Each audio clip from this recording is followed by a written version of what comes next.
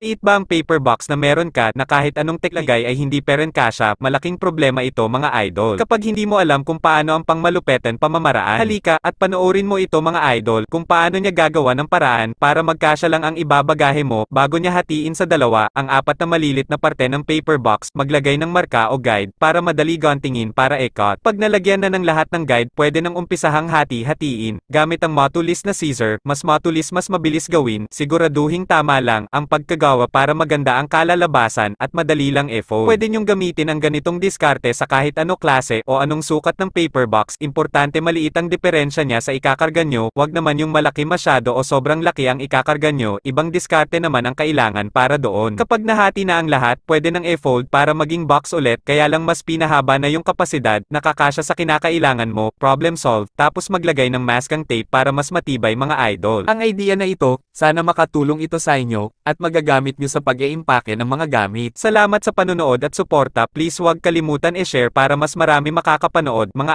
idol.